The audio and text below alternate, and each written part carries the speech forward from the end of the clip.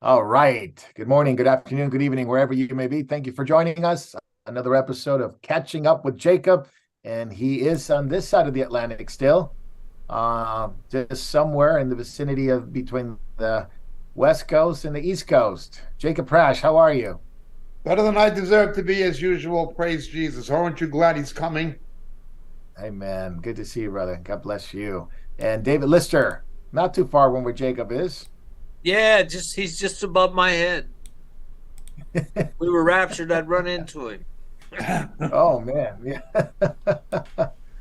Well, Jacob's always above my head too. He he often speaks and it's way above me and above my head. Well, welcome, David. So blessed to have you. So blessed to have Jacob. And of course, closer to me, Jay in the control rooms.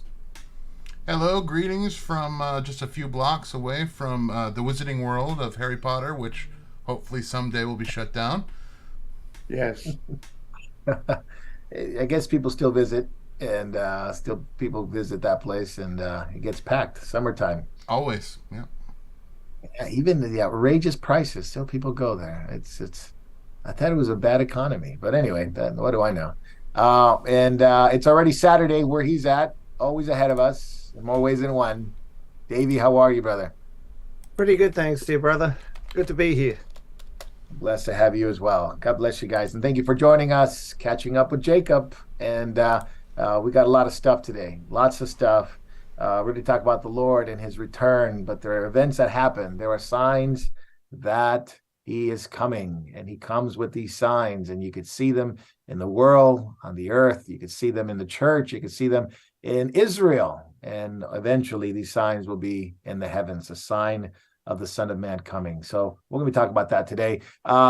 Jacob and David, any thought now that the fellowship drive number 2 has been completed? Any thoughts, any reactions, anything that you might want to share in terms of how it struck you, how it affected you, and also how you interacted with the believers there, and what you thought about their condition and the need for Moriel to be a bigger part in their lives? I basically see it as the Holy Spirit continuing to build an underground church that's going to be able to stand in the future. There's so many Christians that are scattered about who cannot find biblically based churches where they live, and they need to connect with each other and meet in small groups and homes and so forth. So that is the primary reason we're doing what we're doing. But we would encourage people to do it without relying on Moriel coming to town. People need to form relationships with other like-minded believers who are Christ-centered and biblically based, and begin meeting in homes if you cannot find a good church near where you live. That is the basic situation. Persecution is coming. In some cases, it's already arrived, in places like Canada particularly. We need to understand the times we live in and what's coming before the Lord returns, and prepare for it now. So that's the reason we're doing what we're doing. Amen. David, any thoughts now that it's concluded phase 2? Well, I just want to say I'm very thankful to people, and they give testimony. They talk about Moriel and how so many of them have gotten grounded or came out of false teaching, which is a really good thing, and we're very grateful for their kind comments on that. And it's great seeing people, that they've people from California moved to the East Coast. Hi there, folks. Catching up with them again was really nice, and everyone is just, they know times are getting tough. They know time is getting short. They're asking for prayer for their unsaved loved ones. They feel a sense of urgency, and they want to take these prophetic truths that they're hearing and apply them to their lives, and to live like a purified life, getting ready for the return of our King. So. Amen. Praise the Lord. And such wonderful, wonderful believers that you guys met, and phase number 2. And you guys are coming out here on the West Coast. You're going to be with me pretty soon. Jacob, you're here 20th and 21st. Looking forward to it. 20 and 21st Christian Church of Devore with Pastor Marco Quintana. If you visit the Moriel website, moriel.org, I'm also scheduled to be in Baltimore and in New York City before returning to Britain. In Britain, we have John Haller coming over to join us for the Moriel Scotland Conference on the 16th and 17th of June at Gartmore in Scotland. Details are also available on the moriel.org website. So wherever you are, we hope that we're near you. Please come see us. God bless you, Jacob. We'll look forward to having you, having David, and of course we'll hang out with Jay too. And if we just find a way to get Davey here, that'll be that'll be really, really. And perhaps we'll make that happen on the other side, Davey, on the other side. Awesome. That'd be great. That'd be awesome. That'd be awesome. Praise the Lord. I think that's it in terms of announcements. Please get a hold of our podcast. Jay, you want to talk about podcasts real quick, just to let everybody know what we're doing and what we have in store for them as well? Sure. As you know, we can be found on Podchasers, Pocket Cast, Deezer, and also Amazon, as well as many other platforms. This week we have Catching Up with Jacob 127. We'll post on the 4th. On the 5th, we have Friday, Jacob Prash and the Seven Churches of Revelation. On 5/6 we have the Weekend Bible Study with Jacob, a little sleep, a little slumber. On the 7th we have you, Pastor Marco, with the Book of Colossians, Prevention Against Deception. And then on 5/8 we have this episode will drop on podcasts, episode 128. And on 5/9 we have a lesson with David, Evangelizing Workshop. 5/10. Lots of good stuff. Yep. Please make yourself available to all of those. Since podcasts came along, I don't know, the early 2000s or so, just about mid 2000s, and become popular now, it's such an easy way to share lots of information. And of course, the reason why we share lots of studies and information like that is for the purpose of causing transformation in people's lives. You can get a lot of information on podcasts, but if it's not transforming you, and we believe these messages are the transforming power of Christ through the Word of God taught by faithful men to really make an impact in your life. And you can share them with your friends, with your family, share them with people you met, share them with people that you care about their salvation. Not only witness to them, but sometimes there's another witness that you can share with podcasts, and you can tell them how much the Lord loves them, how much the Lord cares for them, how much He died, how much He paid the price for them, and that He's coming back soon. So these things have to be part and parcel of our arsenal in terms of sharing, and it's a good way of doing it. Podcasts have made it very, very simple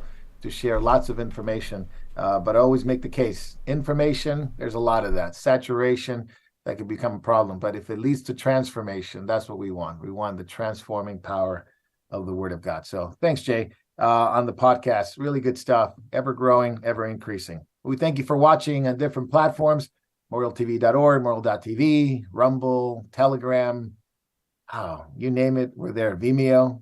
Of course, we're on YouTube and Facebook, and we'll be jumping off of Facebook and YouTube to Backstage, which is a part of the show that we can't talk about it on those platforms, and we'll be on Rumble, we'll be on the other ones, we'll be definitely on Rumble taking questions. So send your questions in, start thinking about the questions you may have.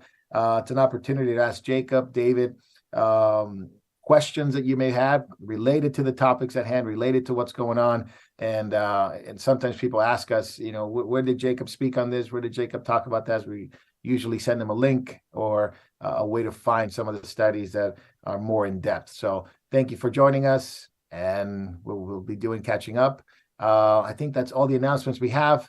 So let's get started, gentlemen. Jacob and David, Jay and Davey, let's get on with Catching Up. Jacob, we'll start with you. Banks are fine, says the Fed. Banks are fine, says the Treasury. The bank says, we're fine. Wall Street says, sell everything now because everything's on fire.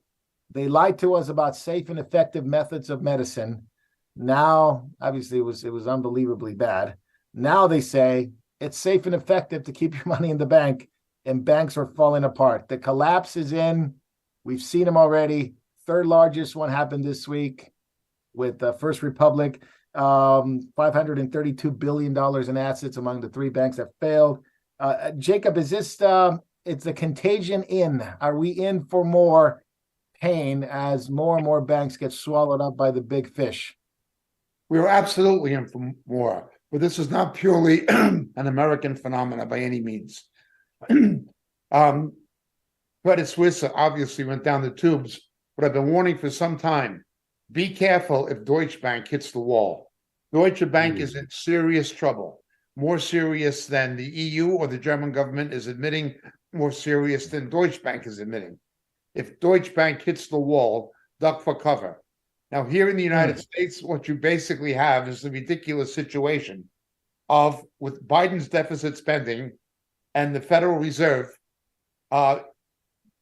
printing money, quantitative easing, just basically printing money because the tax revenues are not sufficient to fund the waste of the Biden administration. They have a problem. That's inflation. It was inevitable. They caused it. So how do you control inflation? You raise interest rates. What does that do? When you raise interest rates, it causes recession, but it does something else. It makes debentures, bond prices collapse. So by raising the interest rates, the same Fed is causing bond prices to collapse. So what happens when this takes place? T-bills and other government-issued debentures particularly, that banks put their money into because it seems secure, are now losing value. What you saw happen with Silicon Valley Bank or First Republic Bank, that is a result of the same policies of the same Fed who are now forcing banks to merge into bigger ones. Yes. They caused the problem, and they are in no position to solve it. Interest rates have just gone up day before yesterday by another 0.25%. This makes bond prices go down, and these banks are holding bonds. They're holding treasury bills. Now, that also has international ramifications for foreign nations holding the treasury bills. What's going to happen? There's going to be more trouble. You have a situation where you have basically people not just incompetent, but they seem to be stupid. Janet Yellen is a stupid woman. She's a stupid woman, just a stupid old lady. You've got Powers, who's a joke. The very people responsible are now trying to manage something of their own creation. All they can do is raise the interest rates to help keep a lid on the inflation. And they have to do that. They have to strengthen the dollar because of the threat to the dollar from foreign currencies as the world currency reserve. They have to do it. They've dug themselves into this. And it's amazing to me how the public can't see it. There are people who will vote Democrat again. There are people who will vote for, they're that stupid. Here's a shovel, dig your own grave, and they will do it. JP Morgan Chase, it's now the owner of First Republic. They basically took it on. And with the help of FDIC, $50 billion credit line, and they're taking on $173 billion in loans and $30 billion in security as well. David, it just seems like we're less banks, less regional banks. We've heard today, PacWest, Western Alliance, Metropolitan Bank, all in trouble, halted trading. Are these next? Well, we could well see more runs because nobody really knows which one's next. They're guessing at who's going to fail next. And some of it is coming because individuals are scared. So they're running to the banks. They take their money out of the bank and the banks can't fund those deposits elsewhere. And so it can be a self-perpetuating problem, because of fear. And Jacob's right. The Fed has created this problem, and they're always walking this tightrope to keep us from going into a recession. And they hope it will, but they're trying to calm people by saying, look, your money's insured to $250,000. If you have a wife and you have joint accounts, it's 500,000. But they're actually doing more than that. They're actually insuring all the deposits. Yeah, So like they they're did with printing money. Well, they don't print money anymore. They're just making more zeros and ones available to the banks. So, and just so right now, Chase Bank has $3.7 trillion in assets after buying Republic. Plus, they have a $50 billion line of credit. Pretty nice. I wish somebody'd lend me $50 billion. You know. Question But, real quick, Marco. yeah. I just have one quick question. I'm not the greatest with finance, but has anybody addressed the elephant in the room of toxic loans to people who can't afford? Or are we actually going the other direction where, if you have a lower credit score, you get a better Oh, loan? I mean, You got the, are we going to yeah. address what's really the problem, or are we just going to, throw money at it and pretend that that's going to make a solution? Keep throwing money at the problem until it goes away. It was that Biden administration's new policy to basically Yes. penalize people with high credit score That's and right. give Yeah. a more favorable loans to That's people right. with lower credit score, which it goes It's- against any logic, any reason. Go ahead, David. Yeah, they're trying to put, like, if you have a very good credit rating, 800, something like that, you would be paying $40 or $50 more a month, which then they could put it on these bad loans. But look, there's so many bad loans out there. It's the value of houses has not gone up. People owe so much money, and we went right back to the 2008 problem. People were getting in over their heads, and banks were lending to people that are not necessarily credit worthy, and also they were allowing just 100% loans, 95% loans, things like this. So you have these high notes, and we're getting some layoffs now. The Fed's already said that there's going to be more and more layoffs, and so this could make another 2008. As you know, we've already had more banks collapse money-wise just out of 3 banks than we did Yeah. in all of 2008. So a lot of The money largest one floating around. this year. Yeah. Yeah. Sorry, Morgan just one more Stanley's question, preparing- actually. Go ahead, Okay. brother. One more question. So the private sector is going to lay off people, Yep. the parts that generate income. Has there been any layoffs for government? No, they're No. hiring. Okay, just wanted to be clear. That's okay. They're increasing their payroll. They can't get enough people, Government- according to the Interior Secretary. Gotcha. Oh, did you hear that? Yeah, did you hear that one? That was a doozy. We can't hire enough people. There's 2 jobs for every American. Yeah. And only maybe in the government there is, Morgan Stanley's preparing to cut 3,000 jobs Yep. among many other jobs, senior management, et cetera, et cetera. There's blood in the water, Jacob. Sharks are circling. Are we going to end up with 3 banks, 4 banks, 5 banks? We're going to end up with about a half dozen major banks in the United States. About a half dozen. That's all. If there are the banks, they will be owned by the bigger ones. There'll be subsidiaries of the bigger ones, which is something that goes on in Britain. But that's what you're going to be left with. You're going to have forced mergers. The other thing is what they did with the subprime lending with Fannie and Freddie, for which Barney Frank, Chris Dodd, and Barack Obama, and Bill Clinton, and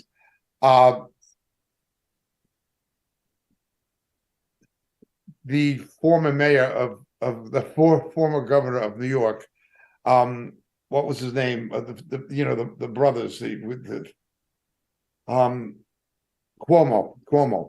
They Oh, the Cuomo guys, yeah. they were largely responsible for those things, and now they're tinkering or tampering with Fannie and Freddie again, as you say, by penalizing people with a high credit rating to reward people with a low credit rating. You work hard to maintain a good credit rating, a good credit score, and you save enough to make a decent sized down payment on a house. You have to be penalized for doing that in order to reward people who've not done that. Yeah. That is what it basically comes to.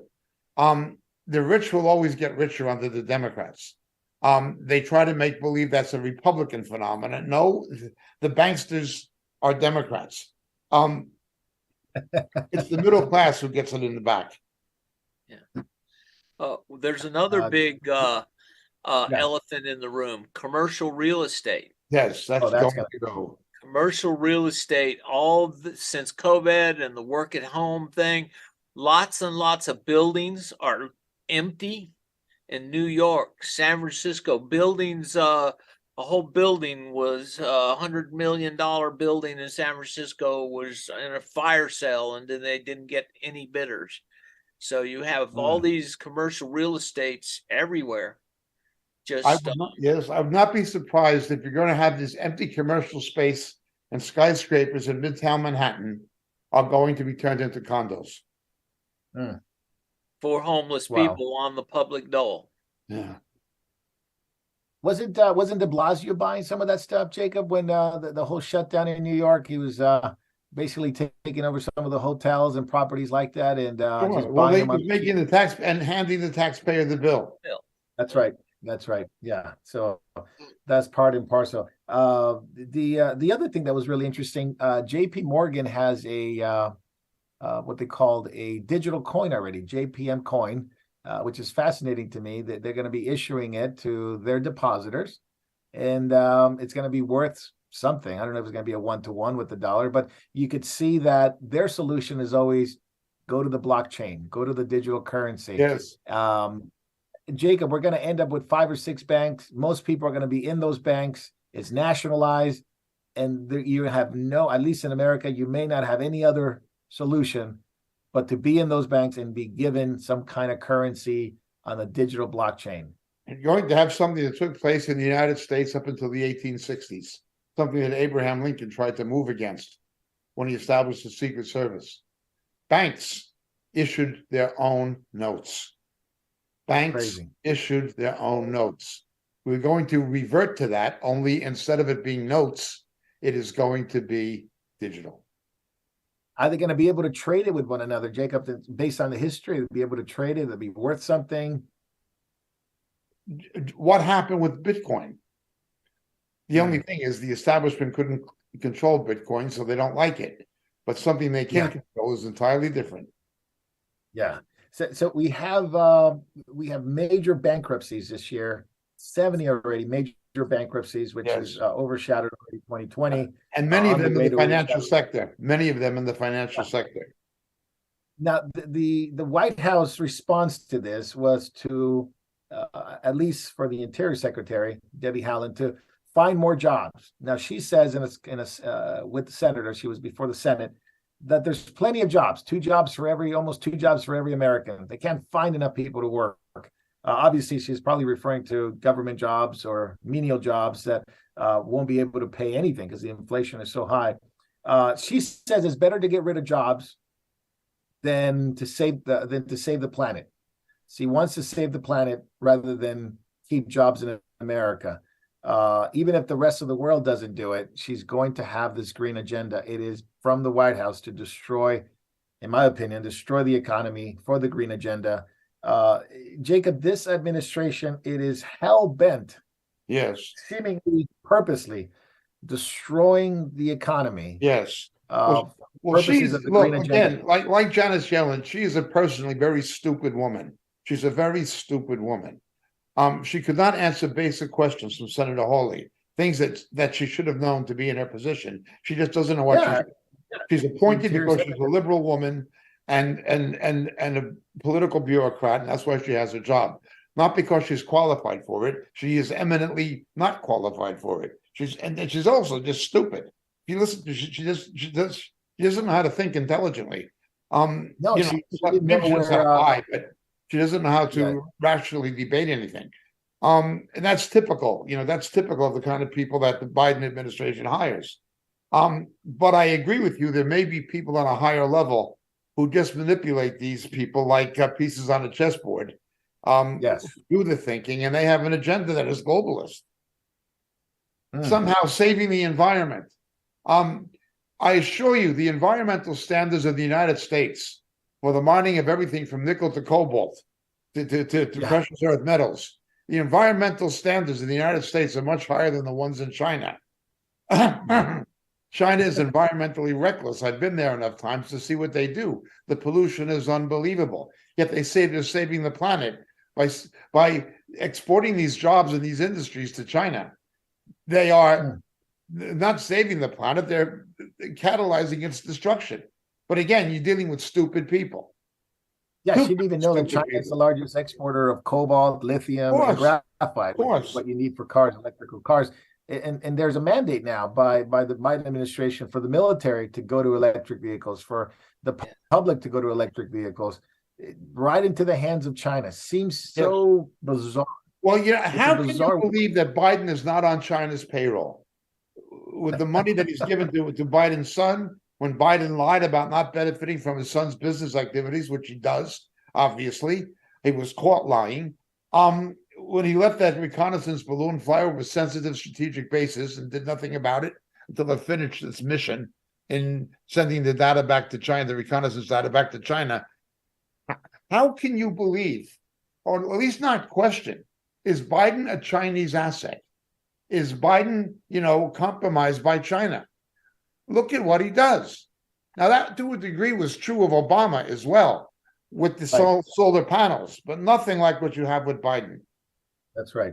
So, David, what's the answer to this? The nation seems to have an answer. The nations see the westernized craziness of Europe, England, the US, Australia, and they say, well, we're just going to jump over to the BRICS. We're jumping over to China, Russia, South Africa, Brazil, and we're going to make our bed there. Is that the answer to this economic destruction that we see in the world? Because Jacob's right. It is a world thing. It is a worldwide thing.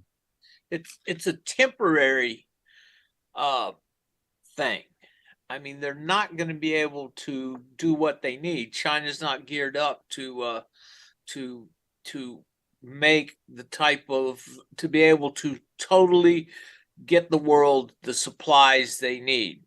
And leaving America out of the equation it's going to hurt America, but it'll also hurt the GDP of all these countries. They'll all go down. We'll all go down with this type of thinking from the Interior Department to all the State Department, all of these people.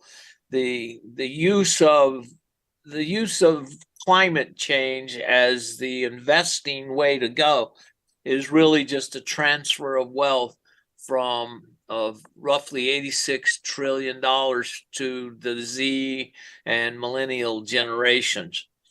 They don't know how to handle it. Don't worry. The government's ready to handle it for you. We'll just take it.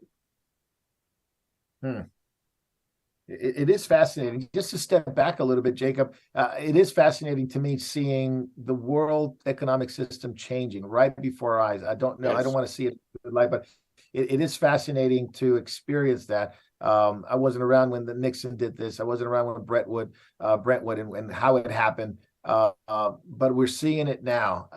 Jacob, just look back at it and put it in comparison to what you saw in 71.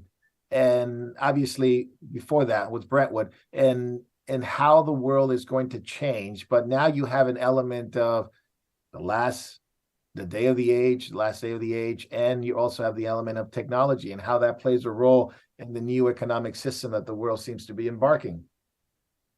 The big change in the Nixon era was when he basically defaulted on the dollar, took it off the gold standard, and did not handle the transition very well. I think you mean Bretton Woods. That was after World War II, in which the dollar became the basis of the world currency reserve. Well, what they're doing is they're eroding the credibility of the dollar. Fortunately, the Chinese economy is in more trouble than the United States is. It's well hidden, but it's in more trouble than the United States is. It is only because these other economies are in worse trouble that the dollar is still here. BRICS in itself is not going to go anywhere in the long term. There's too many problems, including the conflict between China and India. So that's not the case. But the dollar is only there because the others are worse. They have no alternative yet. They're trying to make one. But the irresponsible policies of the Federal Reserve and of the administration are not doing the dollar any favor. Again, they have to continue to raise interest rates to strengthen the dollar against other currencies. It's not just the inflation. They're forced to do this to maintain the position of the dollar. But who's going to pay for this? Ultimately, the American people are going to pay for it. The American public.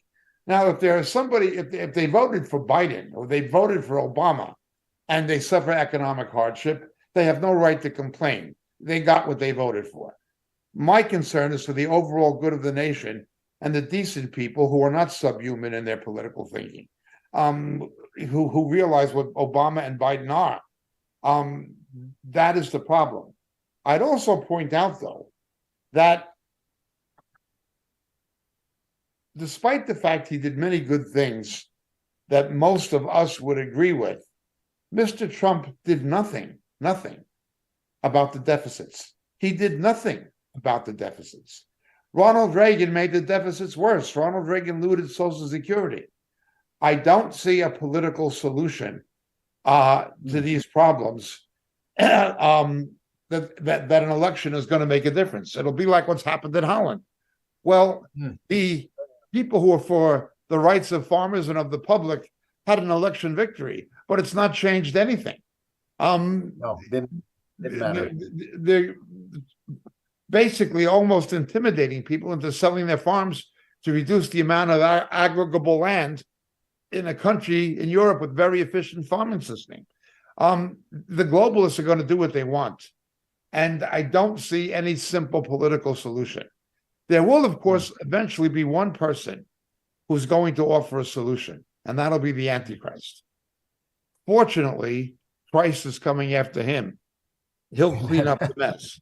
But other than that, it's not going to get better in the long term, no matter who wins the election. It's not elections. It's not going to get better in the long term. Let's talk a little bit about the American election real quick, Jacob. We'll talk about the farmers in the Netherlands at the end on backstage. But we have some interesting things going on. You have Trump on one side with the Republicans and meddling in with, of course, playing footsies, as you would say, with the rhinos. Yes. Then you have Robert F. Kennedy Jr., who seems to be saying the right things, talking about fentanyl, coming into the nation. The borders are wide open. He's not anti-immigration, but anti-illegal immigration. Yes. He's against what they've done in America, especially with the bank bailouts and all that. Seems to be hitting all the right notes. Now, he's got a history. He's got a family pedigree, but he's right about fentanyl. Let's talk about that for a moment. The borders, before we jump into Robert F. K. Jr. The fentanyl overdose, 279% since 2016, the largest amount of it's the biggest drug crisis we ever had. It kills more young people between 18 and 25 than any other disease or any other drug. It's skyrocketed, and we have Title 42 ending in about a week. Is Robert Kennedy Jr. right? Well, of course he's right. Anybody with a fifth grade education who would look at the facts would be right. The Biden administration is functionally, with Mayorkas, they are pro-fentanyl. Fentanyl is the biggest killer of people from ages 18 to 45. Not just the biggest killing drug, it's the biggest killer.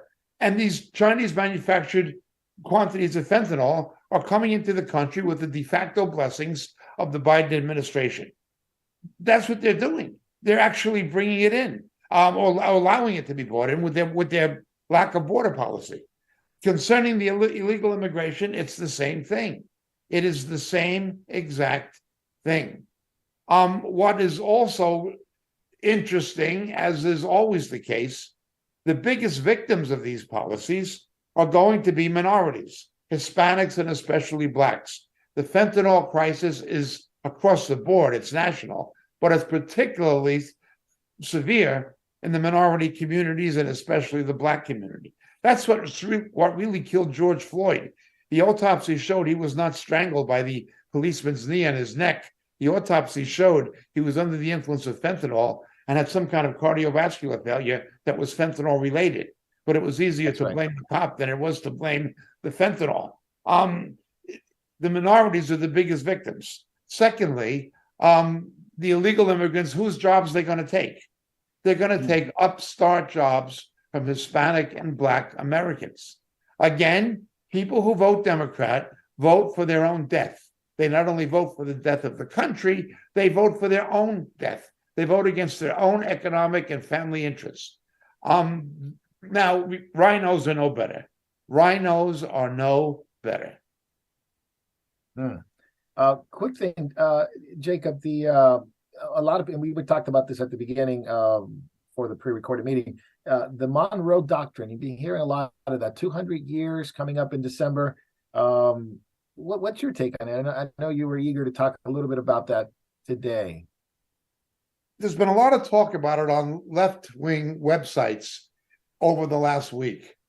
One was called Democracy Now! I don't know why they call it that, because they don't seem to understand democracy. But it was a combination, it was revisionism. It was just pure revisionism. But it was a combination of the most idiotic stupidity imaginable with what must have been lies. Now, I admit that a lot of the people the people who are on there, some of them were stupid enough to believe the lies. They just don't know any better. They're too stupid. Okay. But they began with Bernie Sanders. Bernie Sanders made a comparison between what Putin is doing in Eastern Europe and what the United States has done in Latin America in the name of the Monroe Doctrine. I asked anybody to show me one case where it's happened in the way Bernie Sanders has said. Bernie Sanders lied about the Monroe Doctrine. He said it was just American hegemony, saying that we're the main power in this new world, and it's not in our national interest to have anything outside of what we want in terms of government nations in the new world. That's what he said. The man, now he's an educated man. You can't just say he's stupid. He's not, although he's an older gentleman, he's not senile like Biden, and he's not stupid like Biden. He knows that he's lying. Let's begin with the Monroe Doctrine. The Monroe Doctrine was something enacted to say that European or other powers could not establish new colonies in the New World. Right. But it happened with the special relationship. After the War of 1812, after the Battle of New Orleans, after the Battle of 1812, you had the beginning of the American-British special relationship under James Monroe. He was the last of the founding fathers to be a president. He was the final one, okay? You had a special relationship. Now, this was the early 19th century. In the 20th century, the special relationship between America and Britain saw America, USA, as the senior partner, Britain as the junior partner.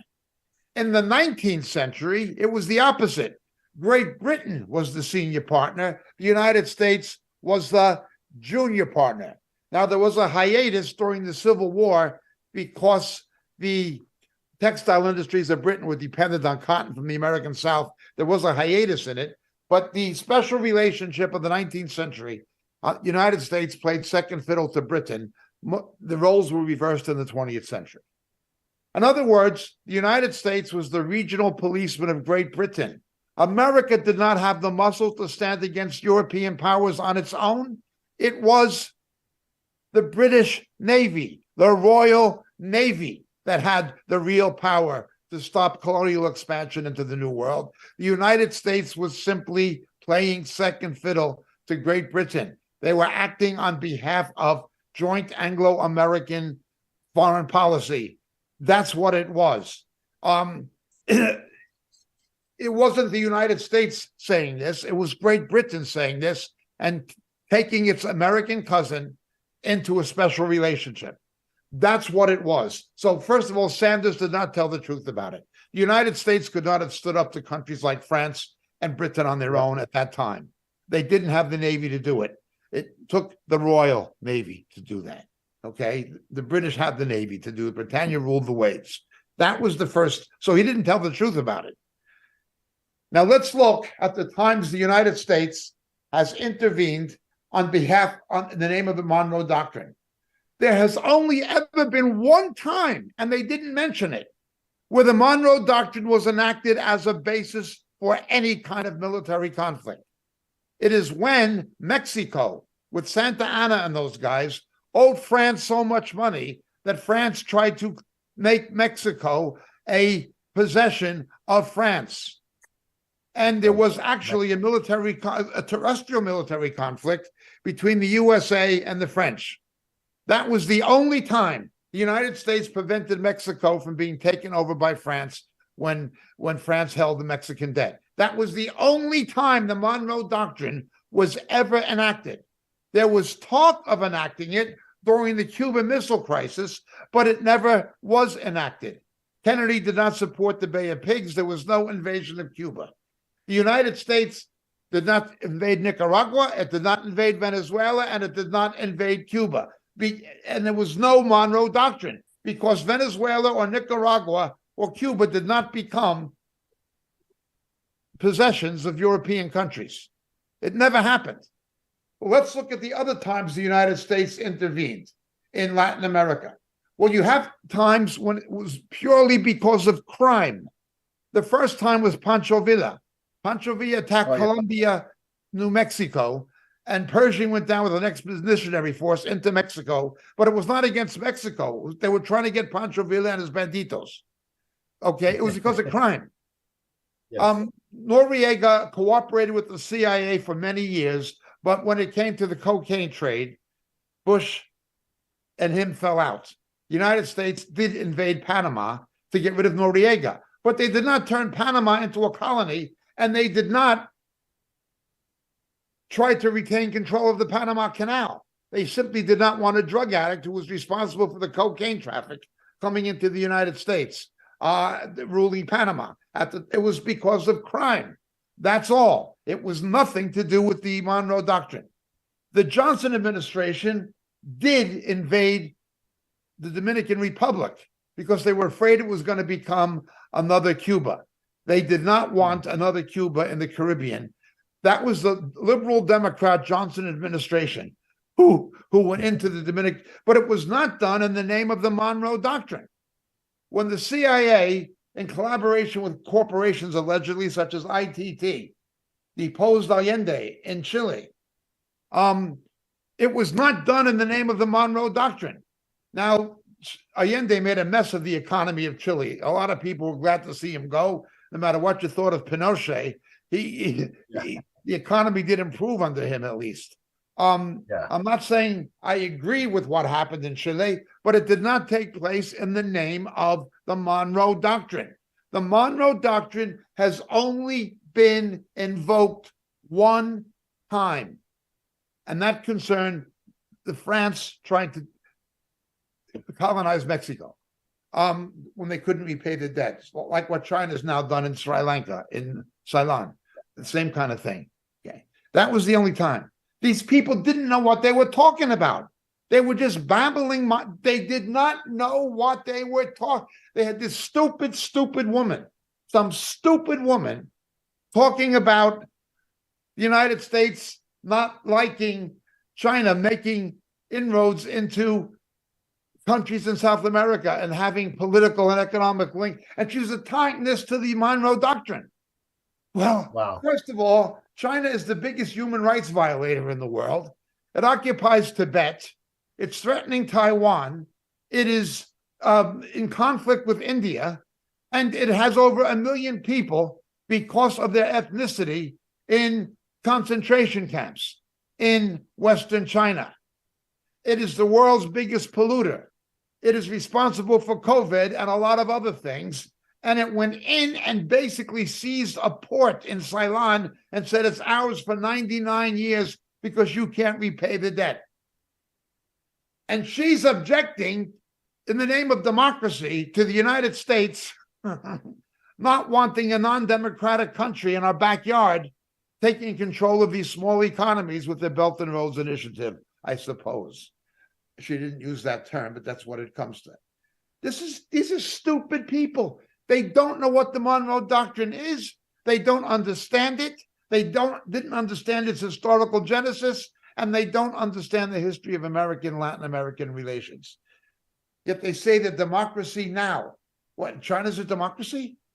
You want a country that's got 1 million people in concentration camps that's destroying the global environment more than any other country? You want them in your backyard, and we're so wrong for wanting it?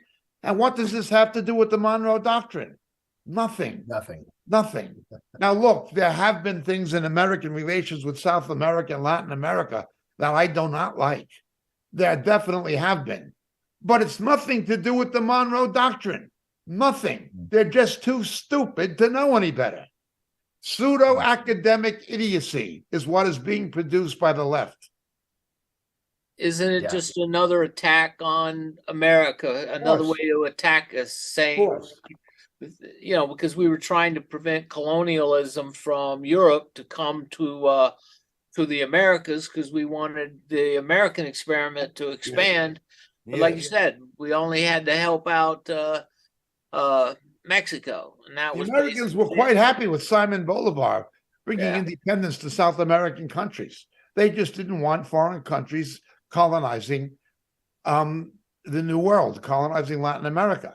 And of course, again, it was the British interest of wanting to contain the other continental powers who were rivalries in an imperial globe. And Jacob, when you call it a kind of a correction towards the colonialization of Africa and South America by Spain and Europe Sure. and all these powers, you know, and taking their resources. So the They're Monroe too Doctrine, stupid.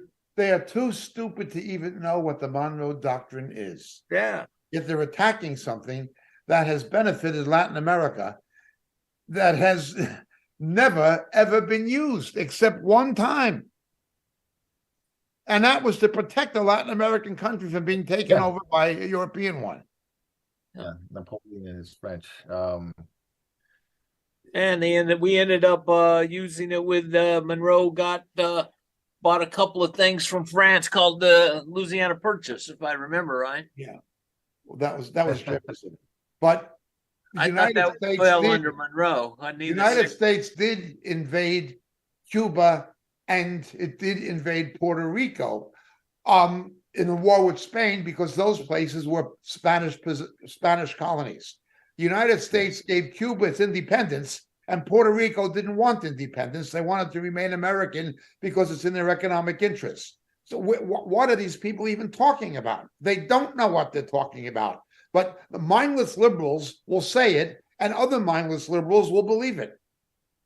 Yeah, Democracy Now! Is a very leftist show, so they have that. They're so far to they're so far to the left.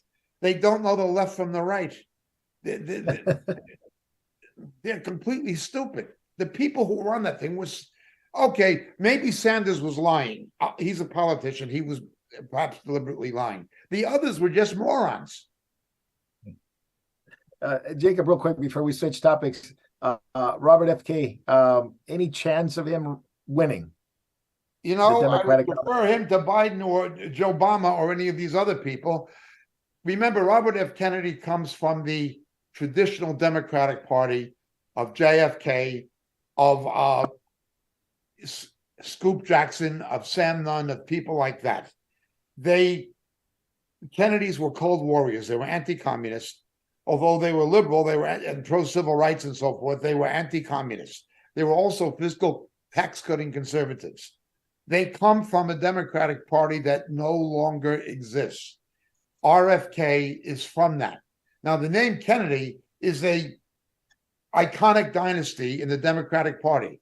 But as soon as he went against the establishment over COVID, the left-wing media, I watched one report referring to him as not the son of Robert Kennedy or the nephew of JFK. They referred to him as anti-vax activist. Robert. It doesn't matter if you're a billionaire like Donald Trump or like Elon Musk. If you go against the establishment, they'll go after you. It doesn't matter if you have the most watched program on cable news like Tucker Carlson or Bill O'Reilly. They will go after you. And it doesn't matter even if you're a Kennedy. They will go after you. the neo-feudalists, the globalists, those with the agenda will go after you no matter who you are. It's just like Stalin. Stalin, how could you go after Trotsky? Stalin had Trotsky murdered in Mexico. Trotsky was the founder of the Red Army. There would be no Soviet Union had there not been a Trotsky. But Stalin had him murdered. They'll go after they're the same. They have the same mentality. Jacob, any have you changed at all your thoughts on Carlson and what happened with the exodus from Fox? I am very, very much leaning to the perspective shared by Michael Savage. Michael Savage said they have Tucker Carlson in golden handcuffs. What tipped them against him, according to Michael Savage, was he exposed the myth, the lie, the widely propagated lie, propounded both by crooked rhinos like the daughter of Cheney and the Democratic Party, that this was some kind of an attempted coup d'etat against the United States. When the film that was provided to Tucker Carlson by the Speaker of the House proved it was not that. The police were welcoming them in and opening doors for them. It proved it was a lie. And the big outrage, according to Chuck Schumer and these other people and the rhinos, was not that the government lied and Garland lied and Biden lied and Harris lied. It was that you exposed the fact that they lied. This is the big crime. And that is why they want to get rid of Tucker and keep him quiet until after the next election. They've got him in golden handcuffs. They owe him $30 million. He can lose it. Newsmax, however, has offered him $100 million. So what's it to him? Yeah. You know what I mean? Well, he took a lot less money to kind of be on Fox to kind of run his own thing, but eventually Hannity was paid more than even though he had more viewers than Hannity. Hannity was paid a lot more than he was. Yeah, that's simply crazy. Because the left had organized boycotts of sponsors. Yeah, absolutely.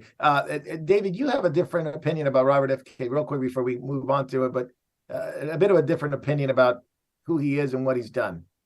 Well, he's a hardcore environmentalist. So he was caught with his hand in the cookie jar, taking money from the Koch brothers, and he was embarrassed by that.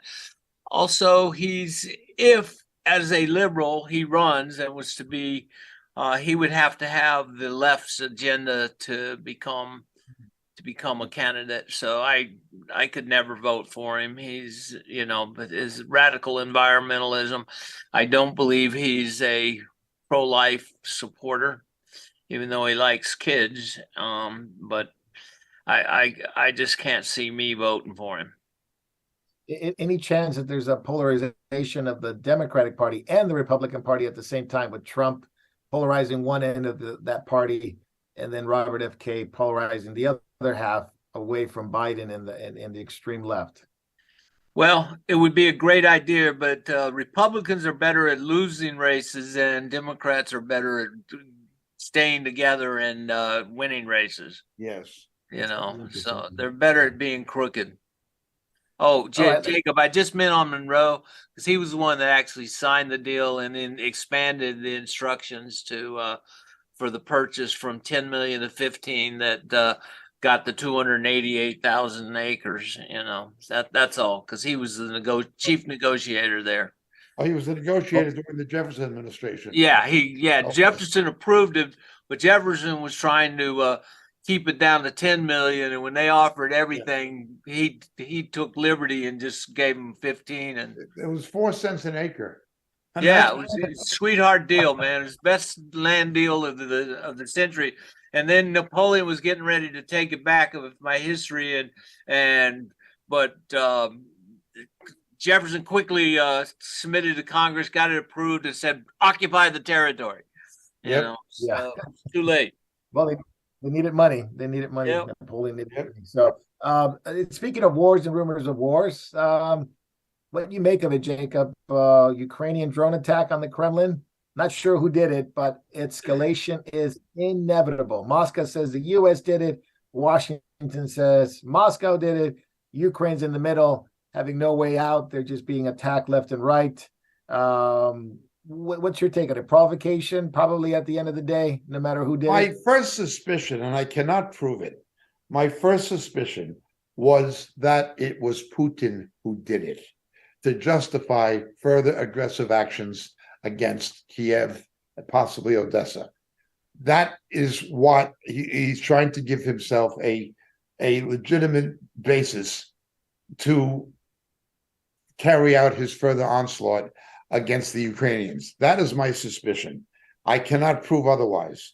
As far as the American support, to this moment, despite having received Leopard tanks and despite Ukrainians being trained to operate American M1s, they have not gotten any strategic aircraft. They've not even gotten old junk MiGs from Poland because Biden won't replenish the MiGs with F-16s, which is also not antiquated, but almost out of date. You know what I mean? It's not an F-35 or an F-22. They're not getting state-of-the-art stuff. Without a strategic air capacity, Ukraine cannot possibly win this war. They cannot possibly win this war. Russia is winning this war, howbeit at a very high cost. Russia is winning the war at a high cost. Now, the trouble was that Ukraine was being primed and ready for a spring action, which is it seems to point out that they rallied back against Russia, especially in the east part of Ukraine. Moscow's warning of imminent and inevitable punishment over this, which they have started. At 7 o'clock Eastern time, we were getting some information that there was attacks from the Russians into eastern Ukraine, and not only involved obviously the counteroffensive movements, but Russian warships to the North Sea, which was kind of an interesting move there. Yes. And again, many warnings about we're heading to the abyss. Air sirens in the Ukraine and Kiev because of basically bombers, airborne bombers that are there. So more alerts, ships, airborne attacks. So Moriel's own work in the Ukraine is run out of Krakow, Poland. And our work there is the distribution is handled or coordinated by a pastor who's a Jewish believer. I can only give his first name, Dima. Okay. And we get regular reports from Dima from inside the Ukraine of our own. And the media is not being totally truthful about what's really happening in the Ukraine. The Ukraine people are suffering brutally in many places. What Putin is doing is absolutely brutal. The media is trying to portray Russia as losing. Russia is not losing. It is winning, but at a very high cost. The economy of Russia has been hurt, and particularly in terms of inflation, now the declining value of the ruble, and also their foreign reserves are hurting. And they're being compelled to sell oil and natural gas at greatly reduced prices to China and India. That is all true. But their economy will still grow to 2.3% approximately this year. It will grow double the economy of the United States under Biden. Despite all the sanctions against Russia, its percentage growth of GDP will be twice that of the United States due to the policies of Biden. We're not being told the truth by the media. That's right. David, what's your take on this? It's whoever did it, the provocation is there. Now you see Russia against Ukraine on the eastern side. Ukraine has done counteroffensive moves there, but it all seems to indicate, and this is a, and I have to account for this. This is a Russian secretary who's saying we're at the point of the abyss. We're on the verge of something that, at least from this political individual in Russia, that he doesn't want it. He doesn't want this horrible war. There are people that are against Putin in Russia. There are Russians who don't want this, but yes, seems to be being pushed further along, probably by everybody involved. But what's your take? Well, whoever did it seemed to be incompetent. All they did was blow up the flag. They didn't even blow up the flag stick. So, to me, if it seems like that would have been a great thing to say, oh, this was somebody after Putin because it was there at the Kremlin, but it didn't hurt anything. So it doesn't make a lot of sense. If you're a Ukrainian sending drones, you're going to make sure it's a big boom, not just a flash.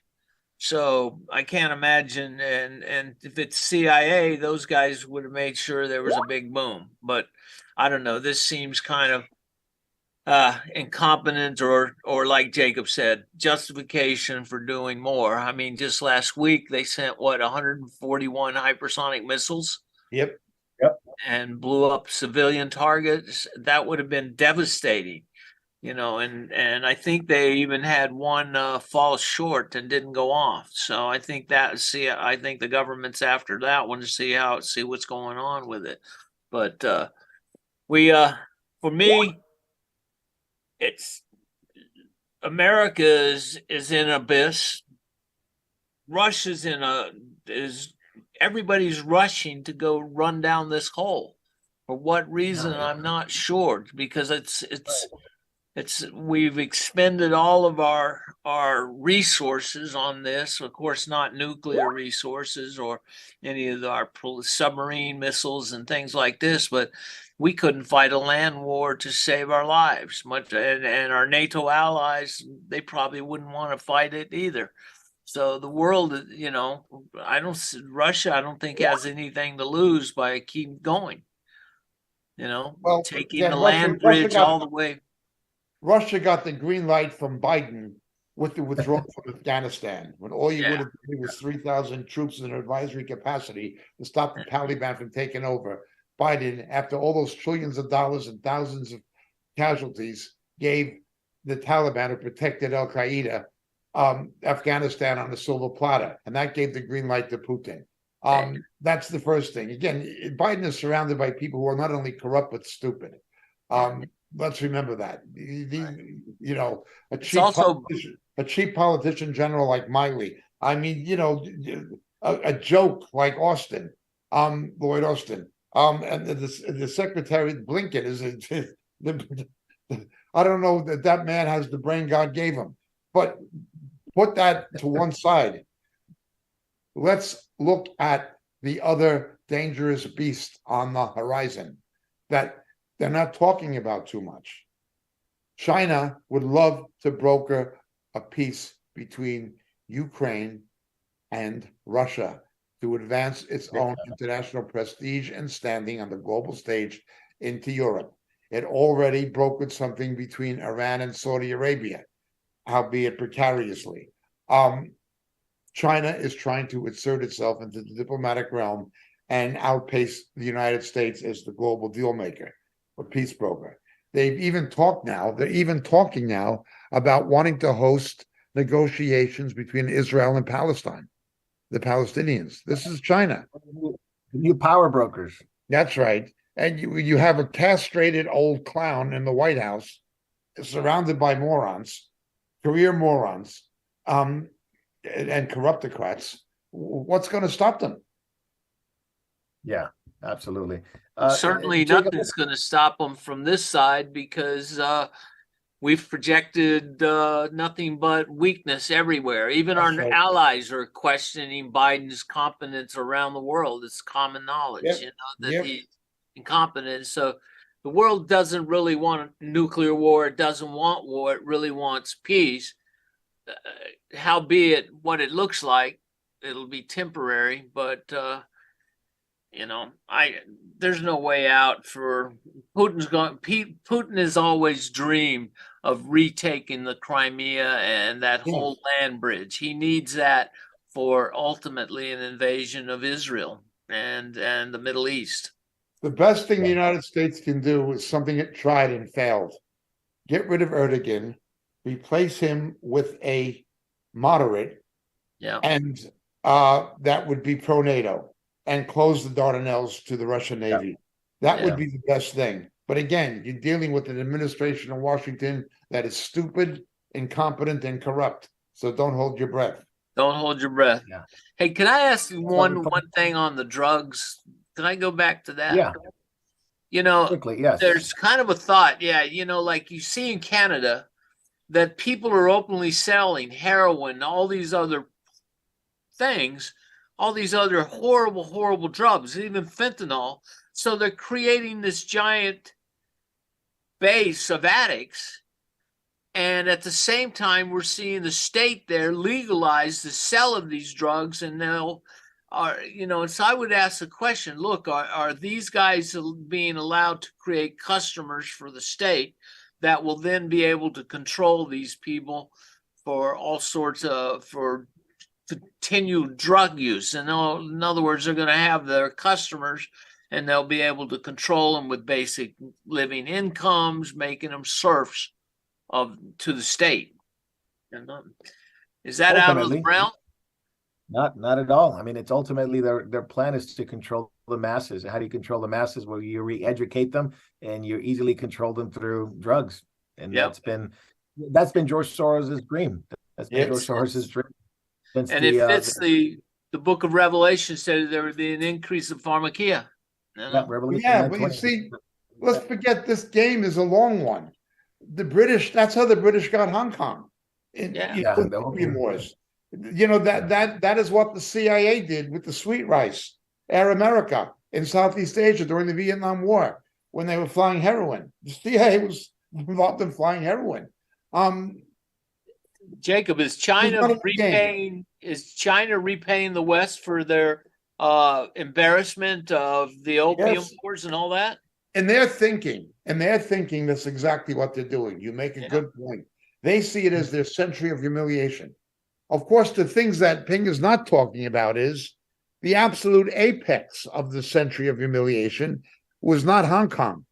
The absolute apex of the century of humiliation was Outer Manchuria, occupied by Russia, and it is still occupied by Russia to this very day.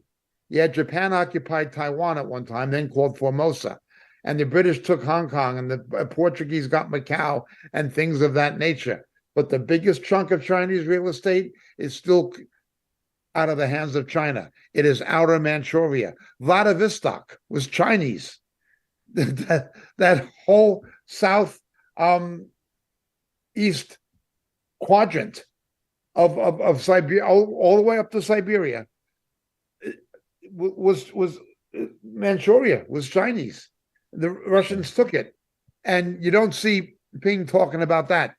Not yet. Not yet, Jacob. Not yet. Let's talk about another war, and it's the war on children. You see it every week. We talk about it, and the purposes of us talking about it is not only bring awareness, but for Christians to pray and stand for righteousness, because it is involving all of our kids. It's involving our kids. It's involving our children's kids in the future. It involves people in our church and their kids and their grandkids. But Jacob, we got one war criminal, was Bill Clinton, and now his daughter is doing something similar to children that he's been famous for. Chelsea Clinton comes out in favor of porn for school kids, really? For books? Chelsea Clinton, who has political ambitions of her own, her mother wanted her to run for Congress. This is absurd anyway, but Hillary Clinton's daughter, Chelsea, complained publicly that half of the books banned were LGBTQ, and this was her complaint. But she didn't talk about what was in the books. The left never talks about what's in the books. Cartoons of children performing oral sex on each other and anal sex on each other. These are cartoons for kids in these books, and she's saying that it's wrong to ban these books. It's book ban. I put out a comic book of somebody putting a bullet in a mother's head. Would that be right? No, but it wouldn't be right for me to put out a comic book of somebody putting a bullet in Bill Clinton's head or Hillary Clinton's head. It wouldn't be right for me to do that. No matter how much I detest them, I wouldn't put out a book like that. But when you put out a book for children engaged in unnatural acts and then complain that you're book banning and it's anti-democracy and anti-freedom and it's bigoted against homosexuals. She is as wicked and depraved as her mother. It reminds me of Queen Jezebel and Queen Athaliah, her daughter. You had Jezebel the queen, and then you had Athaliah. The daughter was in the character of the mother, the heart of a whore. It was in Jezebel and it was in Athaliah in the Old Testament. And now you got the same with Hillary and with Chelsea. Yep, Marco, they're using health to kill babies in the womb. And now they're using health issues. You know, we're talking about this for people's health issues, you know, your gender concerns and all this. They're using this in books to educate children, but they're under the cover of health. They're putting out pornography and killing babies. It's interesting.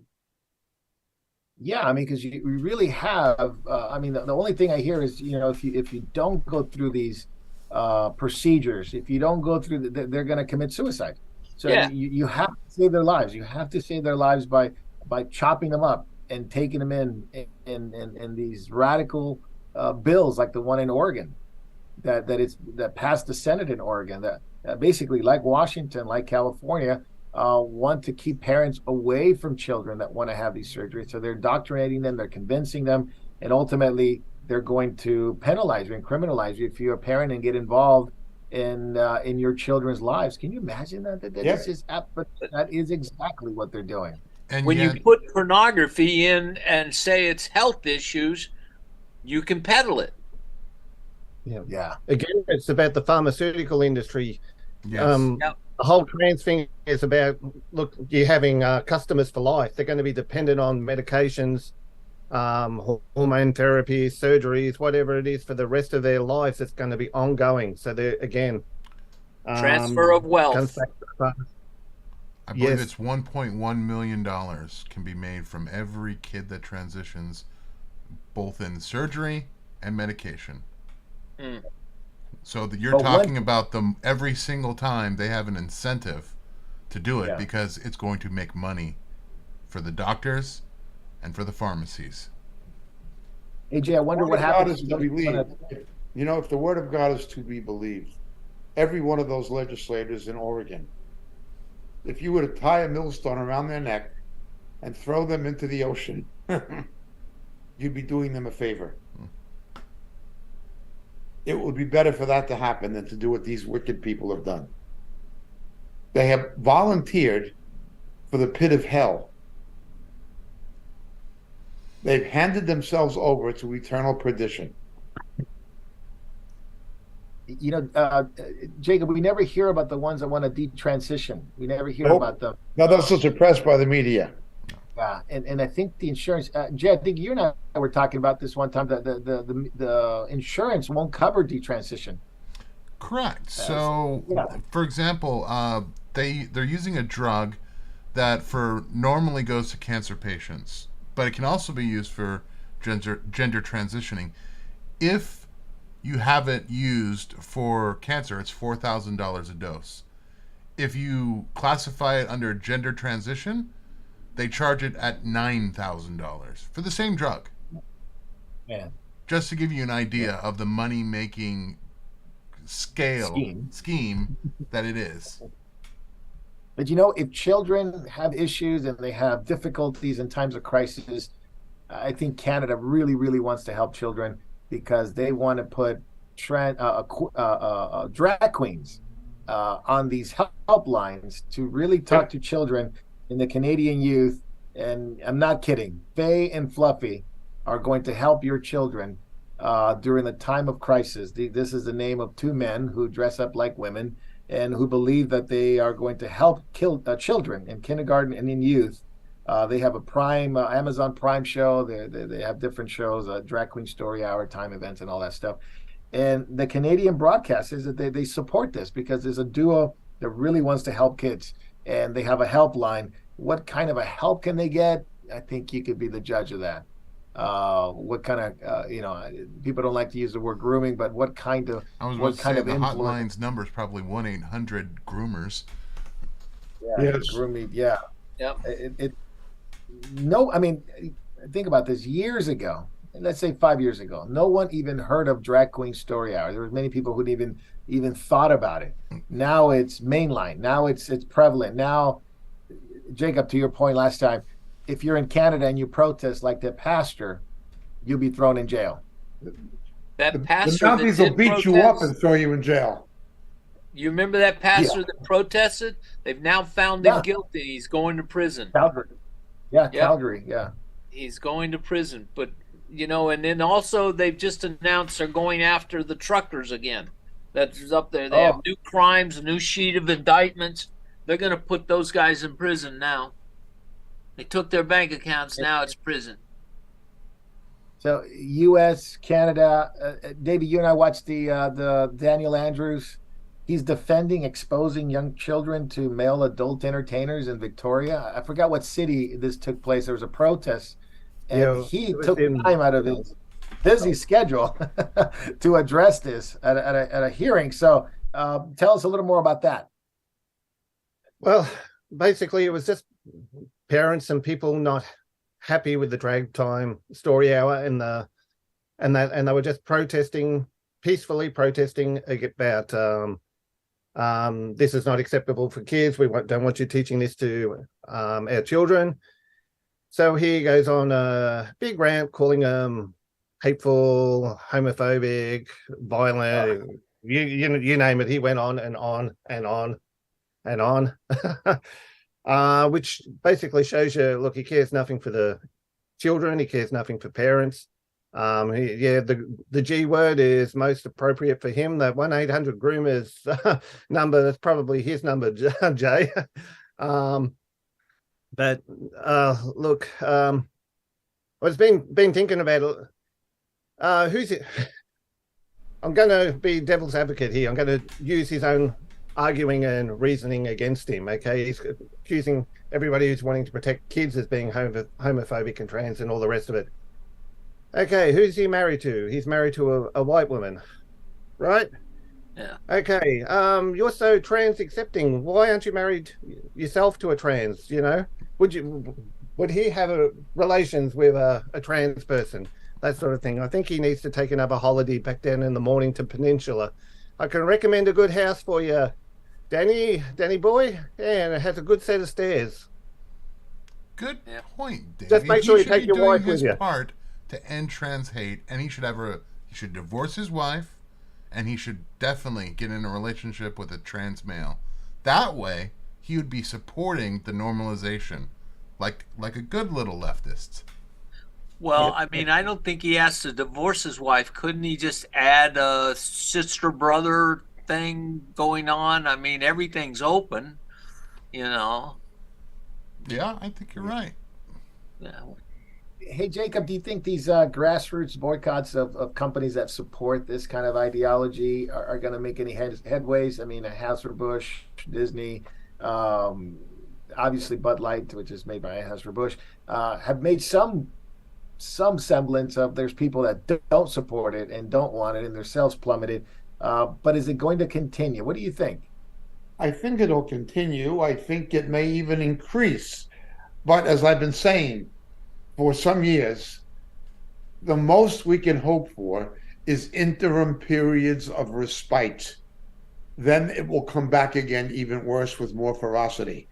It will continue that way until the advent of Antichrist. The only thing going to stop it ultimately is the return of Jesus. That's not to say we shouldn't support these things, but it is to say it's not futile, but it's only going to bring temporary periods of respite. I would point out that Donald Trump's son, Donald Trump Jr., objected to the boycotts of Bud Light, saying that Anheuser-Busch is an American icon and we shouldn't do it. Wow. This is after Donald Trump had the gay gala in Mar-a-Lago. This is what his son said. Well, first of all, his son doesn't know what he's talking about. Anheuser-Busch is a Belgian-owned company. It's not an American-owned company anymore and hasn't been for some time. That's to begin with. But coming from the Trump camp, this tells you that those Christians who naively think that there's going to be some kind of salvation if Trump is reelected, they're being very, very foolish and naive. Yeah, the whole NAR movement, Trump's Yes. Coming back, Trump prophecies, all that Yes. stuff. Speaking of the politicians promoting this, did you guys see the Rahm Emanuel, the prestige ambassador to Japan, bringing LGBTQ plus parades and all that to Japan, and it's becoming problematic. I mean, Japan is culturally against it, but they are promoting this and pushing this on behalf of helping more aid to Japan if you accept our LGBTQ plus. Jacob, you've been to Japan. Jay, you've been to Japan. You guys can speak about it more intelligent than I can. David, too.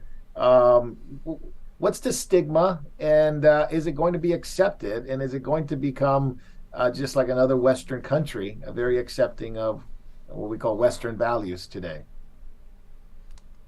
I don't believe that Japan, at this point in their history, can really even flirt with the idea of this Western openness as far as sexuality. I think the numbers of their birth rate paint a very, very bad picture for them. Yes. I think the fact that they are giving housing away in Japan for very low prices to people to try to keep towns alive. Wow. All of these things equal up to, we need to have a more conservative view on relationships between men and women. Therefore, this ideology that America is trying to push on Japan, for the people who have their eyes open, it's not acceptable. They need to go back even further to Yes. their conservative values. I can tell you that when I visited Japan, going to hot springs and public baths, there was nothing sexualized about it. And to sexualize bathhouses in Japan, it's not a cultural norm. Culturally, it is like what I could compare to a high school gym where you change and get into your clothes for PE, and to turn it into anything else, it's not acceptable in most Japanese minds, from what I can understand of the culture. I Yeah, agree. apparently I agree with probably what James has said. I agree with what he said, but I would point out that this depraved policy is not new. This depraved foreign policy that you see with Emmanuel, who'd been the governor of Chicago and set the stage for Lightfoot for the crime to go through the roof. He's a bad That's man. right. And his brother was one of the architects of Obamacare. Emmanuel's a bad man. But I was in Uganda. I was in Uganda when Hillary Clinton was Secretary of State and flew into Uganda. Homosexuality is antithetical to the tribal Black African mind. It's not in their culture. It's just not there. Hillary Clinton threatened to withhold American aid to Uganda if they didn't change their laws concerning homosexuality, bearing in mind that Africa, Black Africa, including Uganda, was already demographically being decimated by AIDS. I guess Clinton and Obama didn't have enough dead blacks yet. They wanted to kill some more. That's the only thing, that's the only thing I could make out of it. They wanted more dead blacks. That's the Democrats. What else would they want? But that's basically. I saw them do the same thing in Uganda with poor people. And again, like Japan, it is a cultural. It will be a cultural enigma. It would be. It is antithetical to their view of sexuality. It's just not something that they would do publicly. To your point, Yeah, Jacob, besides I would the just story like of to point out one more thing about Japanese culture. So there is a history of tolerance of homosexuality, but it was in the upper class. The samurais and the lords could afford to do it. Everyone else, and you're talking about the 1% in that case. Yes. Everyone else, it was it was pretty, vanilla as far as their life and relationships. Yes. That's pretty interesting. We saw the story of the bathhouses, how they're being used right now by LGBTQ plus society there and some of the members there, and how people call the police because they're using the bathhouses in such a way of promoting sexual promiscuity. David, you were up there not too long ago. I know. Did you make it to Japan? Maybe you didn't. I Yeah, I forget. did make, yeah, I did make it to Japan. I saw a difference, like if you could look at Thailand, okay, you see a lot of what the Thailand deem ladyboys. You see a lot of homosexuality there on the television, in the society, things like that. But I didn't see the same thing when I was in Japan. And I remember my father talking to me about his experience in Japan from over the years, is that those bathhouses were not sexual. Even if there was a woman that ran the place and kept it clean, it was not seen like a thing of sex. You know what I mean? It was just seen as like relaxing and getting clean and having a day at the spa, much like a woman goes to a spa or a man goes to a spa today. That's what it was like. It was not, he never said it was sexual. So, and from what I know, it's about the same now. I mean, even geisha girls were thought as being to be entertainers, but not sexual, Very interesting. It's just unbelievable how much they want to export. They want to export these things into the world, and they are hell bent to bring it to every part of the world, and it's dominating. Obviously, the Western culture, the Western thinking, sports, transgenderism, children, education, academia, you name it, it is touched. And now they're going after Japan, and it is embarrassing. That's the one thing that the Biden administration exports really well. It's their depravity. It's their depravity. We've got a few minutes. Jacob, we got about 4 minutes before we switch over. But I didn't want to miss this. This particular story was speaking of the LGBT plus community. Yuval Harari from the World Economic Forum, WF, talking about religion, but through AI, that AI will write sacred texts and create new religions. Very quickly, your take on it. It seems like AI is always involved with religion. They somehow mesh it in with faith, which is fascinating. Harari, who was himself a homosexual, has said this before. He said that Silicon Valley is like the birthplace of a new religion. He's also an advisor to Schwab. So we have to understand that it is not just his own view. He is definitely somebody who is he is causing it to be absorbed, or he is using it as a segue into the World Economic Forum globalist agenda. This sexual dimension will go into the World Economic Forum, but also the new religion. The new religion will go into the World Economic Forum. And we're talking here again about AI, artificial intelligence. Well, our own readers know this, but perhaps it would be worth reading it just this one particular time. Okay. I saw another beast coming out of the earth, who had 2 horns like a lamb, and he spoke like a dragon. Now the idea of the earth as opposed to the sea has to do with Israel. And he exercises all the authority of the first beast, that is the Antichrist, in his presence. He makes the earth and those who dwell on it to worship the first beast, whose fatal wound was healed. He performs great signs, so that he even makes fire come down out of heaven to the earth in the presence of men. Now, this is obviously a counterfeit of Elijah, what Elijah did. And he deceives those who dwell on the earth with the signs, which was given to him to perform in the presence of the beast, telling those who dwell on the earth to make an image to the beast, who had the wound of the sword and has come to life. And there was given to him breath to the image of the beast, that that image of the beast might even speak and cause as many as do not worship the image of the beast to be killed. I have no doubt this is the religion of Antichrist in the making. What Harari is saying is the religion of Antichrist in the making. AI will cause robots, automatons to speak. You will have organic automatons, not using carbon in the way that we think, but possibly even clone tissue. Be that we can see a variety of scenarios and how this can come about. But plainly, AI can cause something to speak through its algorithms. And he's calling this a basis of a religion. I have no doubt that this is the basis of the religion of Antichrist in the making. And it is again integrated. It's integrated into the World Economic Forum neo-feudal agenda.